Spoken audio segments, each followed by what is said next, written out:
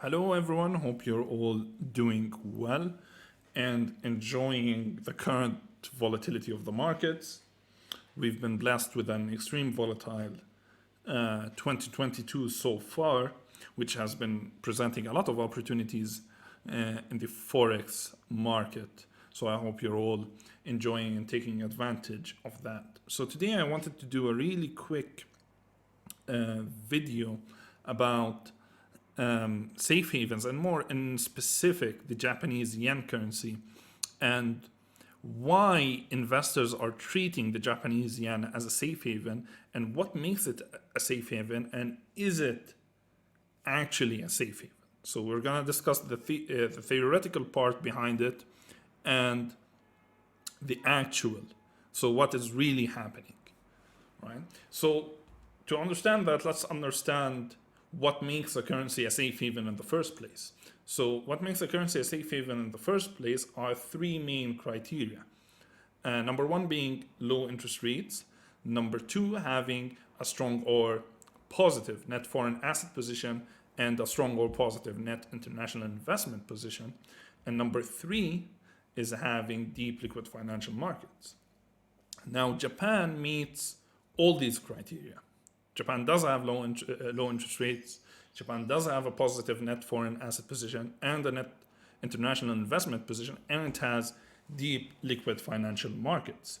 So let's take each one and dive into it separately and see how does that contribute to making a safe haven currency, or making a currency in a safe haven status. So Japan's positive net foreign asset position. That is the first thing. So to understand that, you have to understand what is a net foreign asset position. It's really simple. So a net foreign asset position of a country is the value of assets that the country owns abroad minus the value of the domestic assets owned by foreigners. So to put it in plain English, it is the assets that Japan owns outside of Japan minus the assets that foreigners own inside Japan. All right. So the net foreign asset position is the if you subtract the net the foreign assets that is owned by Japanese investors from the assets that are owned by foreigners in Japan. Now, if the number is positive, then it is considered a positive NFA. If the number is negative, then it is considered a negative NFA.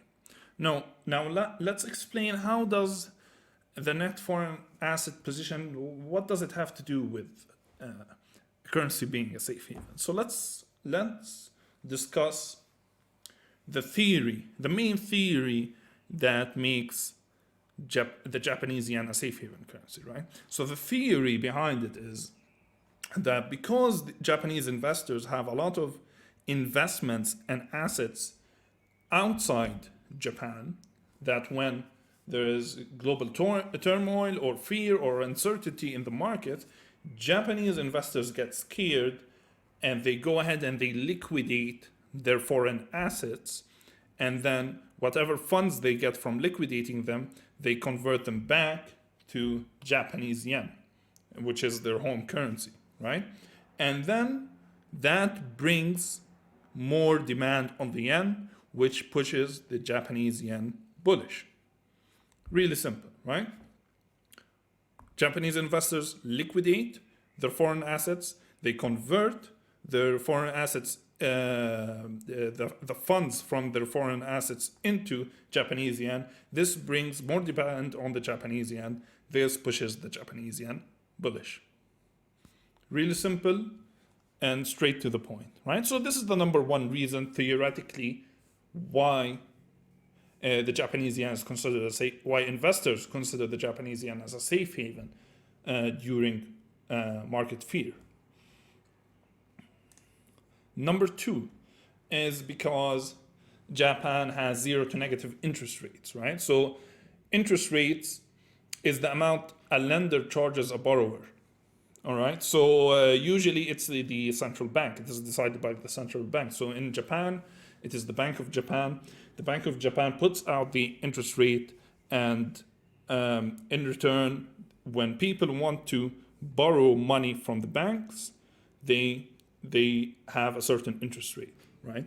So when you have high interest rates, that means you're gonna pay more on the amount that you borrow from the bank. Then that discourages people from borrowing. So if the interest rate is extremely high, then people are discouraged from borrowing money from the banks. If people are discouraged from borrowing money from the banks, then people are less likely to spend in the economy. And it is vice versa if the interest rates are zero or negative. If the interest rates are zero or negative, then people are encouraged to borrow more. If the people are encouraged to borrow more from the banks, then people are more likely to spend. It is going to increase economic spending. So having low interest rates increases the spending in the economy. So this is another reason why the Japanese yen is considered by investors a safe haven currency, because when there's a global turmoil and global fear, investors rush towards stronger economies, and they put their money there because they know there is low interest rates in Japan, which tends to bring more spending, which keeps the economy strong. All right. So that is the second reason, low interest rates. Now, just to recap real quick, we have the first reason: Japan has a positive net foreign asset position because in times of fear, Japanese investors liquidate their foreign assets, convert them back to Japanese yen, bringing more demand on the yen. Second reason is because Japan has zero to negative interest rates, which leads to an extremely strong economy during times of global fear. Right? So these are the two main reasons. The third reason is, when I see this a lot with retailers and day-to-day traders online, is because the Japanese yen is treated as a safe haven because many investors simply believe it is. It's the first thing you get taught when you are starting to look to trade in the FX industry, the Forex market, right? So the first thing you're taught is there's a couple of safe haven currencies: USD, the yen, and the Swiss franc. They're all safe havens. They all increase in value during market fear, and that's it. And usually, I would say around 98%, 97% don't dive any deeper than that. I've taken a screenshot over here from, I believe, this is babypips.com. This is one of the most basic, well-known websites where beginners come to. And you can see here, the US dollar along with the Japanese yen, Swiss franc are considered safe haven currencies. When there's a lot of uncertainty in the world, there's usually a flight to safety to one or all of these currencies. A safe haven currency tends to strengthen when risk assets sell off. All right, so the basics, right? So a lot of people just take that and then they just move on. Now, we understand from the previous slides what are the two main reasons behind the Japanese yen being a safe haven currency, right? The net foreign assets, net international investment position, and the low interest rates. These are the reasons that keep a yen bullish during global fear. However, let's take a look at the most recent global pandemic, which was COVID-19. So when COVID-19 hit, there was a global fear, global panic. So according to the theory that we're judging upon, then Japanese investors should have been scared, sold their foreign assets, converting their capital back to the Japanese yen, hence increasing the demand for the yen. Let's look at what happened.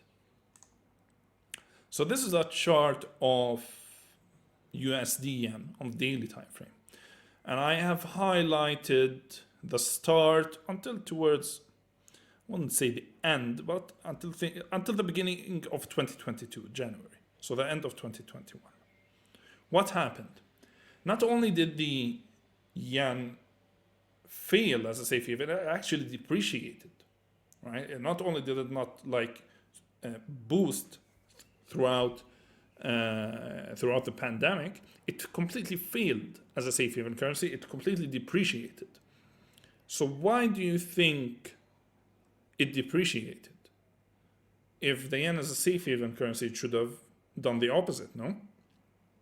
So the reason why it depreciated, and let's explain that, is because of the net international investment positions and the net foreign asset positions. So the net international investment position, very similar to the net asset position, is what Japanese investors have invested abroad minus what foreigners have invested in Japan.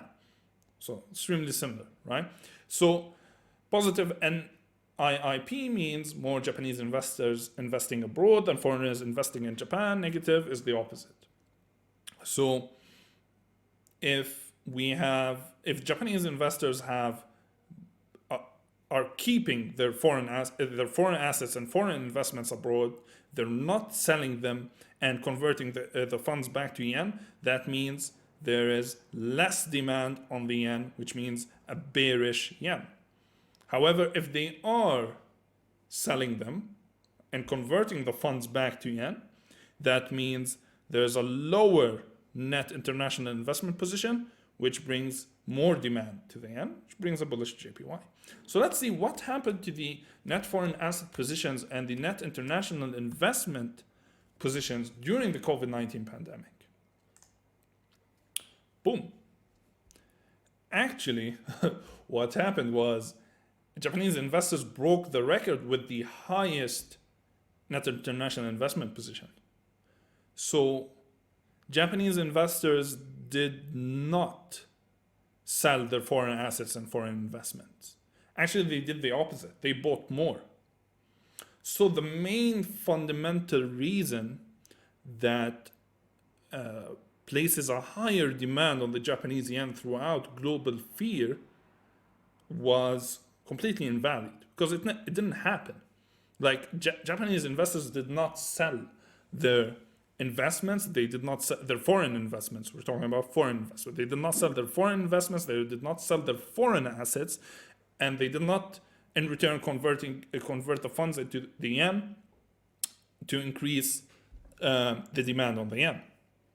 So when you understand that, then you understand that, okay, there's a reason why the yen depreciated. And it didn't only depreciate against the dollar. I understand that the dollar is a safe haven as well. It depreciated among most currencies. So it completely failed as a safe haven during COVID-19. Look at the Japan's foreign reserve value, right? And this is, I have it highlighted here. Shout out to, by the way, to Jeff from Capital Hungary. He provided me with this data, this chart from his terminal. So you can see the COVID-19 pandemic effect on Japan's foreign reserve value. So it actually increased in value. So investors had no reason to be selling, right? And they were buying more and more. So actually the foreign investments and the foreign assets were increasing in value. So Japanese investors did not sell their foreign assets or investments, and hence there was no higher demand brought back to the yen that pushed the yen bullish throughout the COVID-19 pandemic. Yes, there were other factors that also influenced a bearish yen. However, the main reasons for keeping a yen bullish throughout global fear were not there fundamentally, right? They were not there. They did not happen. And this is the main reason why it failed throughout COVID-19. Now, if we look at the current markets, so this is now the yen during the Ukraine-Russian war. Okay, another market, huge market, global fear that is supposed to bring, that's supposed to appreciate safe havens. If you look at gold, gold is extremely appreciating, right? If you look at the dollar, dollar is appreciating as a safe haven. However, if you look at the yen isn't. Again, we have pound yen over here to the left, bullish trend, USD yen bullish trend, euro yen bullish trend. Now, I understand, before anybody jumps in the comments, there are other fundamental factors that are affecting these bullish trends. It's not purely because Japanese investors are not selling their net foreign assets. It is also because, for example, pound yen, interest rates are being hiked. The Bank of England hiked interest rates to combat the fast-pacing inflation in the UK. Same with the dollar. The dollar is also a safe haven currency, and the Federal Reserve has been raising interest rates, and they have been presenting an extremely aggressive and hawkish tone. Euro, it's not the same. Euro is actually mostly in a bearish trend, but against the dollar, it is against the yen, it is running in a bullish trend. So overall, the yen has again failed as a safe haven currency, right?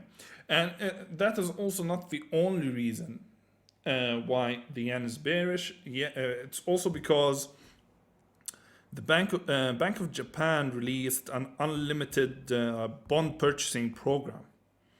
So for the Bank of Japan to purchase more and more bonds, they have to increase the money supply. In basic economics, supply and demand, increasing money supply decreases the value of the currency.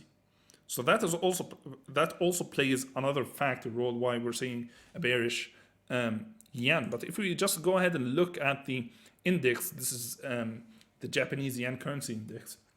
You can see, when did Russia actually start invading Ukraine? I think about the mid to end February, so somewhere around here. And you see the huge bearish trend on the yen. So yes, there are other factors that are affecting the Japanese yen and keeping it bearish. However, now if we are just purely looking at it from a safe haven standpoint, the Japanese yen has been failing multiple times, but yet investors and retailers are still considering it a safe haven. It is not it is failing as a safe haven currency, and the proof is through the data that we just discussed. Now, we have to also understand, and that is going a little bit off topic, that Japan relies significantly on exports, right? So machinery, computers, vehicles, equipment, steel, plastic, and amongst stuff like a really long list. And Japan has a positive balance of trade. So what does that mean? It means as I said, it relies heavily on exports. It is a net exporter. Right. So when a country is a net exporter, it actually benefits from a bearish yen. So it is not at all bad for Japan that the yen is bearish. However, it is extremely bad for investors that are hedging their investments and putting their money into the yen because they consider it a safe haven, or for day traders that are trading pound yen, euro yen, USD yen, whatever yen pairs, and they're betting on yen being increasing in value, appreciating, and because they don't understand the fundamental reasoning behind it. So if you don't understand why, it's really important to understand the fundamental factors and reasons behind it. Now, the yen is now depreciating heavily, but we are still, as of what is today? Today is the 16th of April. We are not seeing any real change of tone from the BOJ on their monetary policies. So until there is a change from Bank of Japan, I don't think we're gonna see the yen appreciate anytime soon. Right? But going back to the point, I don't want to get off topic. The point that I wanted to discuss was understanding what makes a currency a safe haven, and not only judging by what you have learned or read online. Understand the reasoning behind what makes a currency a safe haven. And if a currency is dropping and it's supposed to be a safe haven, then you have to look at the reasons why that is happening.